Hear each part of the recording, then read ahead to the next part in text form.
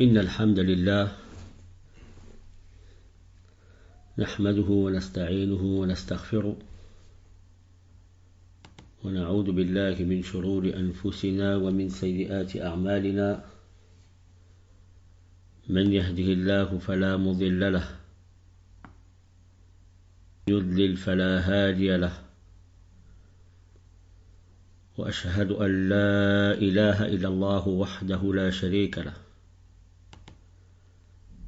وأشهد أن نبينا محمدا عبد الله ورسوله أما بعد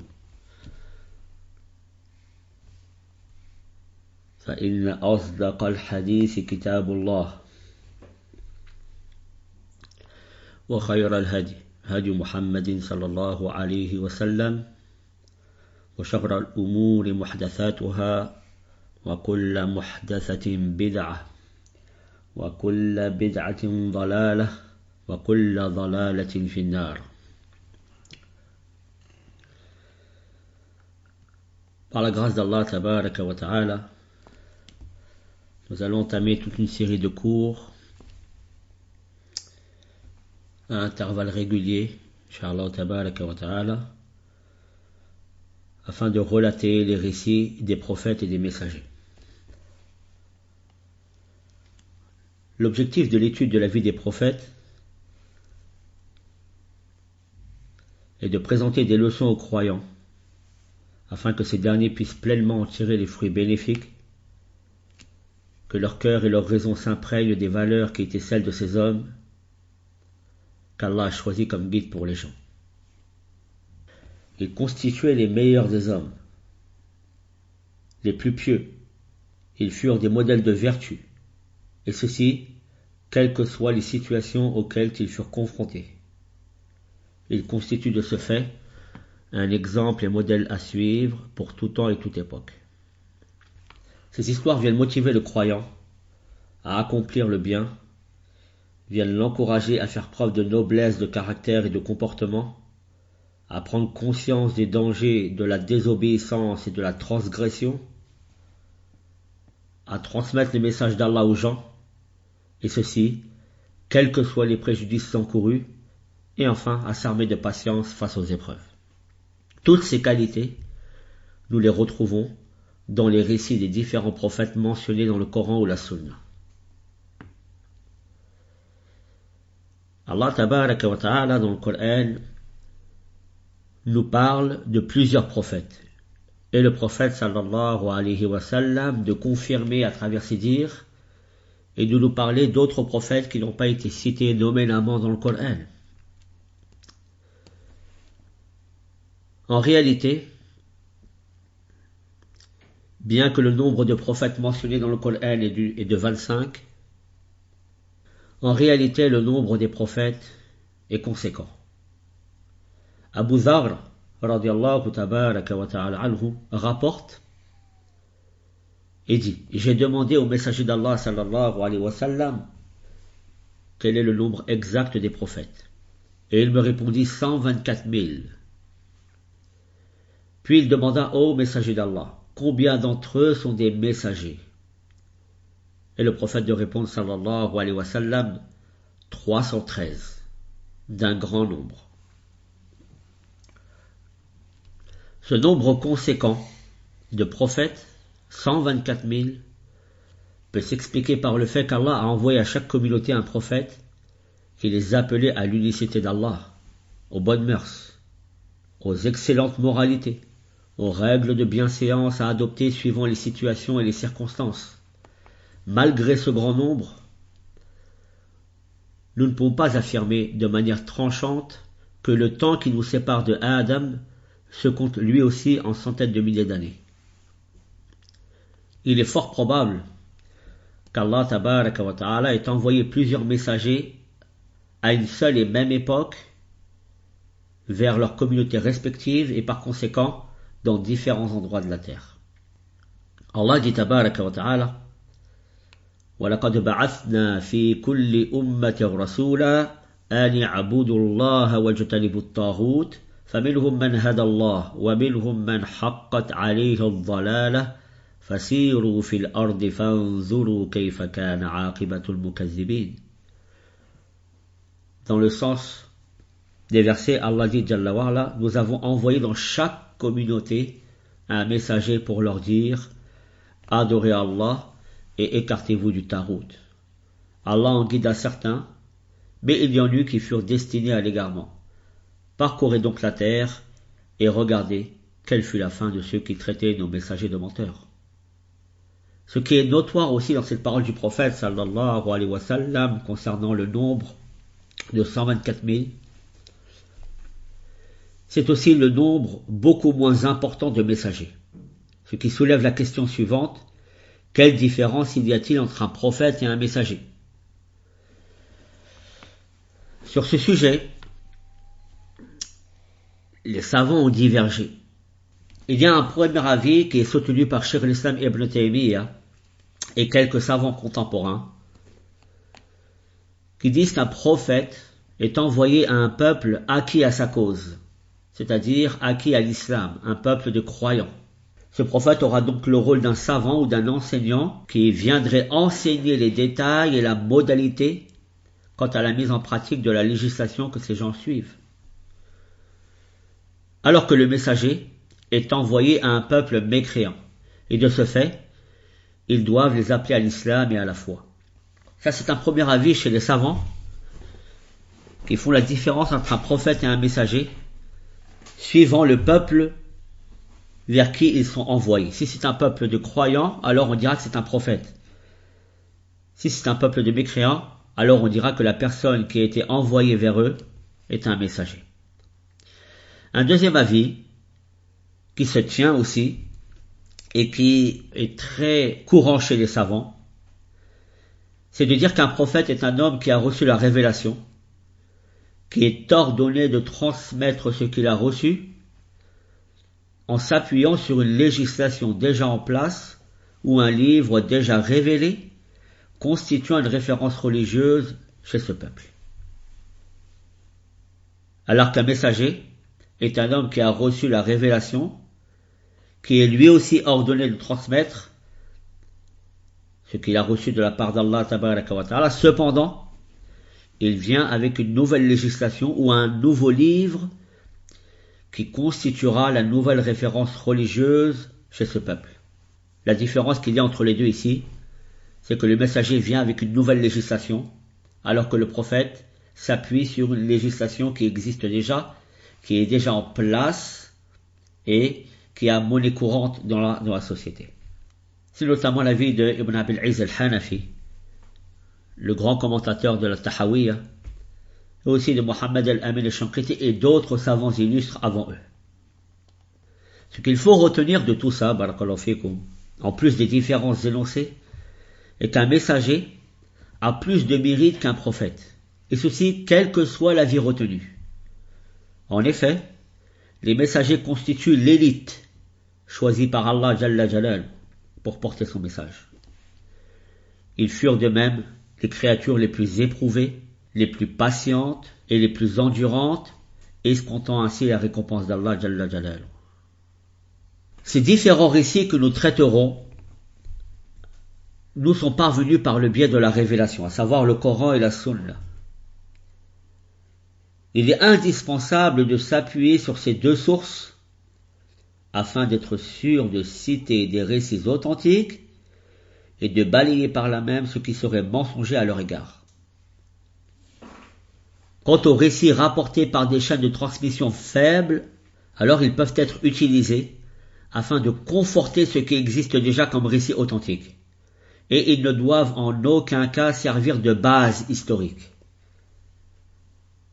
jusqu'à fonder une argumentation entière sur ce genre de hadith faible.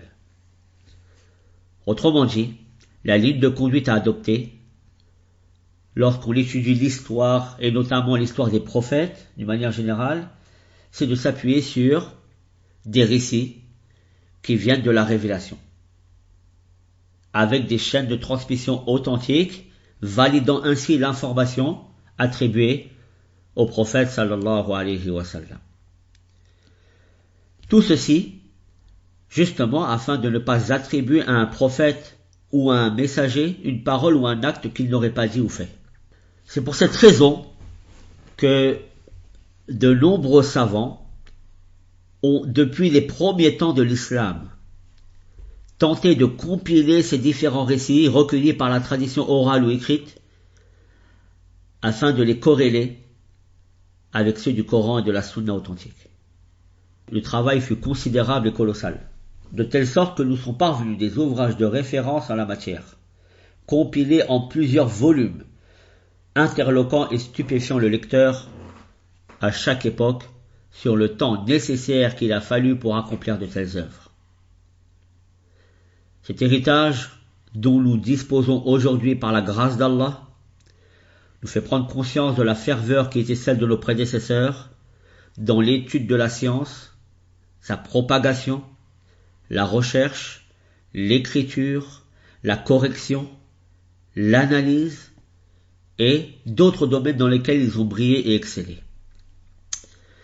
À titre d'exemple, nous pouvons citer le fameux ouvrage de l'imam Imad al-Din ibn Kathir, rahimahullah tabaraka wa ta'ala, Al-Bidaya wa Nihaya, qui signifie littéralement le début et la fin. Cet ouvrage de référence reprend la chronologie des événements du début de la création, en passant par l'histoire et les récits des prophètes, en commençant par Adam alayhi salam et en terminant par Muhammad sallallahu alayhi wa sallam, jusqu'à décrire les événements de l'année 768 de l'Hégire, c'est-à-dire peu de temps avant sa mort, rahimahullah tabaraka wa ta'ala. Et il cita à la fin de son ouvrage les événements relatifs à la fin des temps et ceux du jour dernier, jour où les gens comparaîtront devant Allah, Jalla Jalaluhu.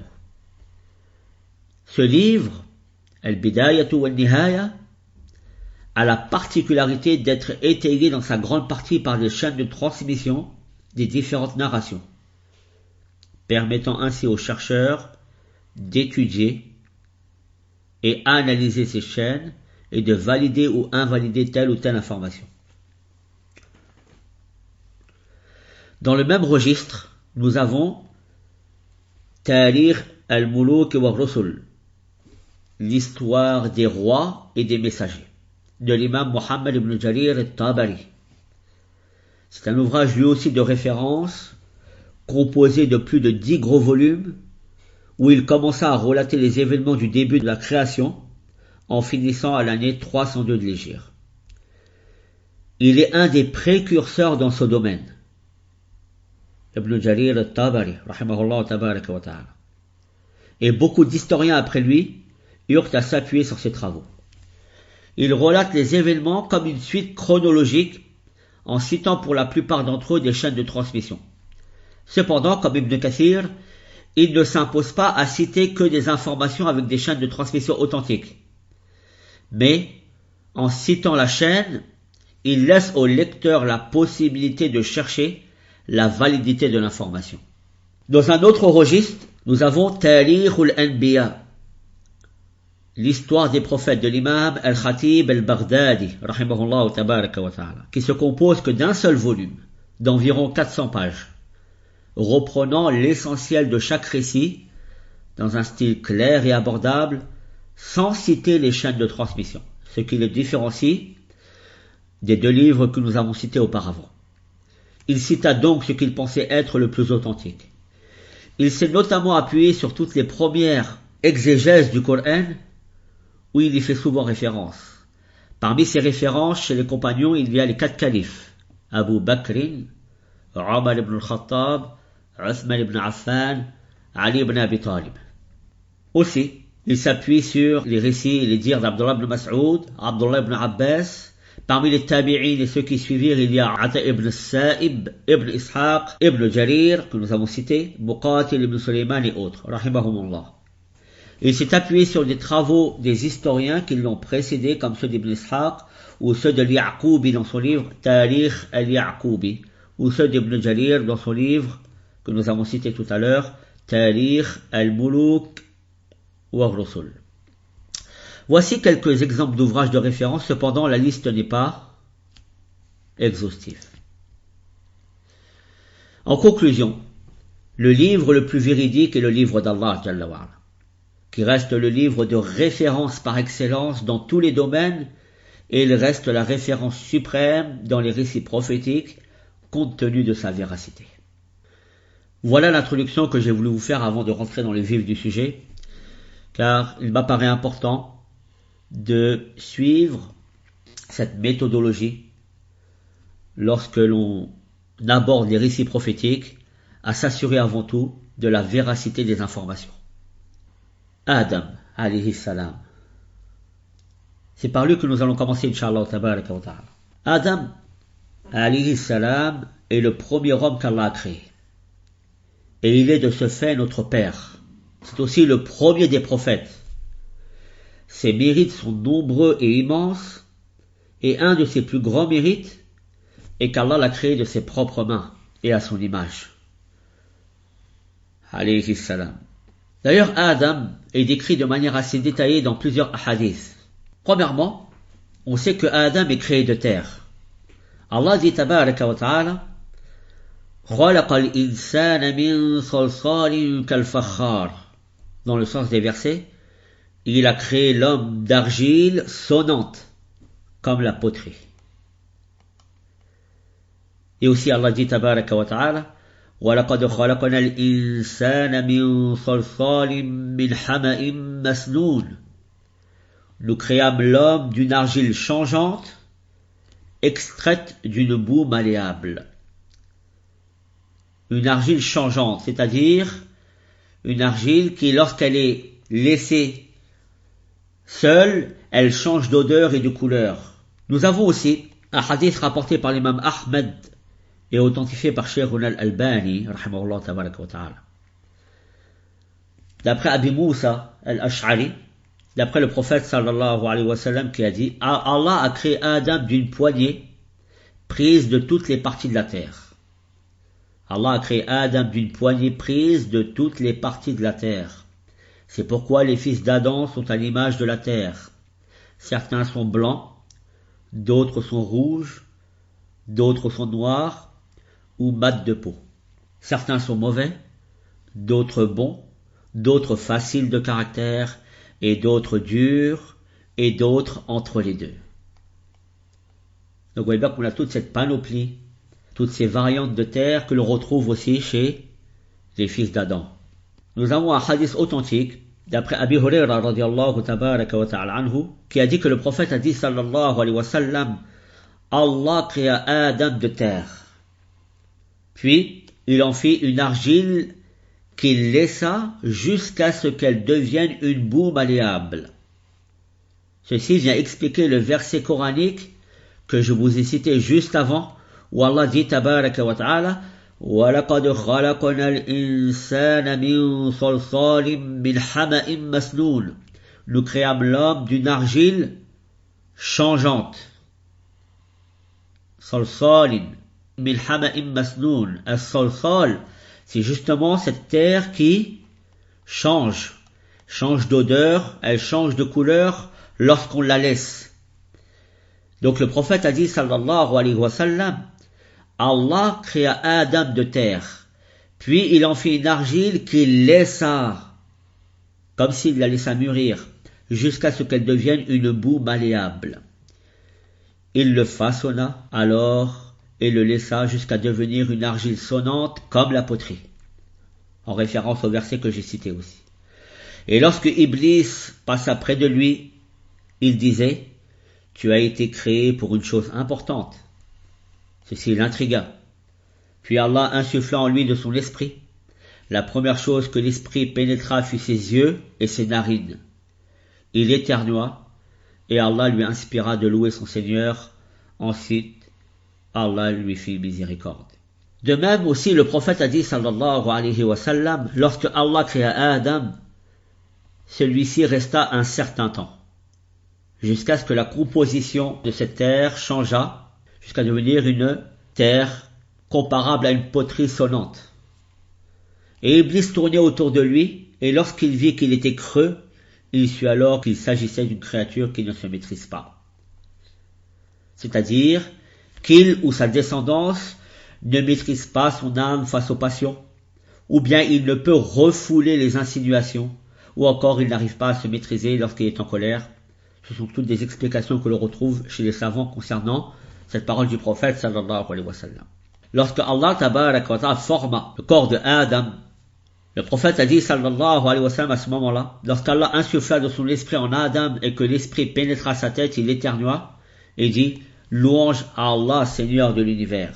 Alhamdulillahi Rabbil Alamin. Et à ce moment-là, Allah lui répondit Yarhamukallah, qu'Allah te fasse miséricorde. Concernant la taille de Adam, Allah créa Adam d'une taille de 60 coudées. La coudée, si on la considère comme celle de notre époque, une coudée fait à peu près un demi-mètre, un peu plus d'un demi-mètre, 52 cm. 60 coudées, ça revient à peu près à 30 mètres, ce qui est énorme. Allah créa Adam d'une taille de 60 coudées. Il lui dit ensuite, ô Adam, va saluer ce groupe d'anges et écoute bien ce qu'ils te répondront, car ce sera ta manière de saluer et celui de ta descendance. J'ai cité ici ce hadith pour montrer la grande taille de Adam, alayhi salam. Et d'ailleurs, ceci va être corroboré par un autre hadith où le prophète dira que jusqu'au jour de la résurrection, la taille des fils d'Adam ne cessera de diminuer. Lorsque Adam, alayhi salam, est parti voir ses anges, il leur dit Assalamu alaykum, que le salut soit sur vous. Et ils lui répondirent Wa alayka assalam wa rahmatullah, en rajoutant Wa rahmatullah, que le salut et la paix soient sur toi, ou le salut d'Allah soit sur toi, ainsi que sa miséricorde. Puis le prophète de conclure sallallahu alayhi wa sallam, tous ceux qui entreront au paradis seront à l'image de Adam, c'est-à-dire de 60 coudées. Et jusqu'à aujourd'hui, la taille de sa descendance n'a cessé de diminuer. Et jusqu'à aujourd'hui, la taille de sa descendance n'a cessé de diminuer. Lorsqu'Allah décida de créer Adam, il en informa les anges en leur disant qu'il créera Adam et sa descendance et les fera se succéder sur terre. قال الله جل وعلا وإذ قال ربك للملائكة إني جاعل في الأرض خليفة. Et lorsque ton Seigneur dit aux anges, je vais certes établir sur terre un vicaire, un représentant. Or ici le terme de khalifa, il a le sens plutôt d'une personne ou d'une descendance qui viendra se succéder génération après génération. D'ailleurs, de nombreux versets viennent appuyer ce sens, parmi eux la parole d'Allah tabaraka wa ta'ala. Wa huwa alladhi ja'alakum khala'ifa al-ard. Et c'est lui qui a fait de vous les successeurs sur terre. Génération après génération. Puis Allah dit tabaraka wa ta'ala wa yaj'alukum khulafa al-ard. Et qui vous a fait succéder sur terre génération après génération. Donc Allah les informa de l'imminence de cette création. Les anges furent intrigués et interrogèrent Allah afin de connaître la sagesse derrière la création de cet homme. قالوا أتجعل فيها من يفسد فيها ويسفك الدماء ونحن نسبح بحمدك ونقدس لك. Vas-tu y désigner un, c'est-à-dire un homme, une créature qui mettra le désordre et répandra le sang quand nous sommes là à te sanctifier et à te glorifier? L'exclamation des anges relève du fait qu'ils avaient déjà observé le comportement exécrable des djinns sur terre. Et ils ont supposé que Adam et sa descendance agiraient de la sorte. Puis, ils lui rétorquèrent qu'ils ne cessèrent de l'adorer et célébrer ses louanges, sans qu'aucun d'eux ne désobéisse ni ne commette de corruption sur terre. Et si la sagesse derrière ceci et qu'ils te vouent un culte exclusif et t'adorent matin et soir sans interruption, alors nous satisfaisons à ces tâches. Allah leur répondit que tout ceci relève de son omniscience et que les bienfaits tant apparents que cachés sont connus d'Allah tabaraka wa ta'ala. Sortiront de cette descendance des prophètes, des vertueux, des martyrs, des véridiques, afin que se distinguent par les épreuves les bons des débauchés. Allah a voulu aussi montrer la supériorité de Adam sur les anges, en lui apprenant les noms de toutes choses, ainsi que les sens induits. Il lui a appris leur essence, leurs caractéristiques et leurs fonctions. قال الله جل وعلا وعلم آدم الأسماء كلها. et il enseigna à Adam le nom de toutes choses. En effet, ici le verset a une portée générale, appuyée par l'adverbe tout, le nom de toutes choses. À cet effet, le prophète a dit sallallahu alayhi wa sallam, un hadith rapporté par l'imam al-Bukhari ou Muslim, ils iront voir Adam et lui diront, le jour du jugement, tu es le père de l'humanité. Allah t'a créé de ses mains et il a fait se prosterner les anges devant toi et t'a appris les noms de toutes choses. Donc lorsqu'Allah exposa les choses aux anges, il leur demanda le nom de chaque chose afin de les éprouver et qu'ils se rendent compte au final qu'Adam est plus savant qu'eux, contrairement à ce qu'ils pensaient. Allah dit tabaraka wa ta'ala. ثم عرضهم على الملائكة فقال أنبئوني بأسماء هؤلاء إن كنتم صادقين. Puis il les présenta aux anges, c'est-à-dire il présenta ces noms aux anges et dit informez-moi des noms de ceux-là si vous êtes véridiques. Seulement devant le fait accompli, ils avouèrent leur ignorance et reconnurent que leur science n'est simplement que le fruit de ce qu'Allah leur a enseigné. Et proclamèrent la pureté d'Allah et sa grandeur. قالوا سبحانك لا علم لنا إلا ما علمتنا إنك أنت العليم الحكيم. Ils dirent gloire à toi, nous n'avons de savoir que ce que tu nous as appris. Certes, c'est toi l'omniscient, le sage par excellence. Après cet aveu d'ignorance de leur part, Allah a réaffirmé son omniscience et ordonna donc à Adam de les informer sur les noms de chaque chose.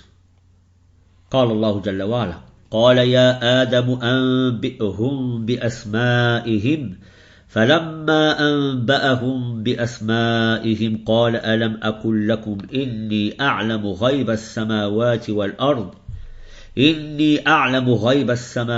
والأرض وأعلم ما تبدون وما كنتم تكتمون. Il dit, ô Adam, informe-les de ces noms. Puis, quand il les eut informés de ces noms, Allah dit, ne vous ai-je pas dit que je connais les mystères des cieux et de la terre, et que je sais ce que vous divulguez et ce que vous cachez.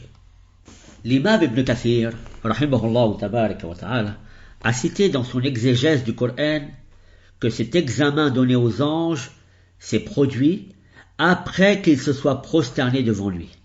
Seulement dans la sourate de la vache, Al-Baqarah, l'examen est cité avant la prosternation, de par le lien qu'il y a entre le fait qu'Allah ait choisi Adam et son omniscience. De même, Allah ordonna aux anges de se prosterner devant Adam. Et ceci est une preuve de l'honneur qu'Allah a fait à Adam alayhi salam. Parmi les fastes dont a bénéficié Adam sur les autres créatures et par lesquelles il se distingue, il y a 4 choses. Premièrement, Allah l'a harmonieusement formé. Deuxièmement, Allah a insufflé en lui son esprit. Troisièmement, Allah a fait prosterner les anges devant lui. Quatrièmement, Allah lui a enseigné les noms de toutes choses. قال الله جل وعلا فإذا سويته ونفخت فيه من روحي فقعوا له ساجدين. Et dès que je l'aurai harmonieusement formé et lui aurai insufflé mon souffle, jetez-vous alors prosterné devant lui. نسأل الله تبارك وتعالى أن يوفقنا لما يحبه ويرضى ونسأله جل وعلا الهدى والتقى والعفاف والغنى وسبحانك اللهم وبحمدك أشهد أن لا إله إلا أنت أستغفرك وأتوب إليك بارك الله فيكم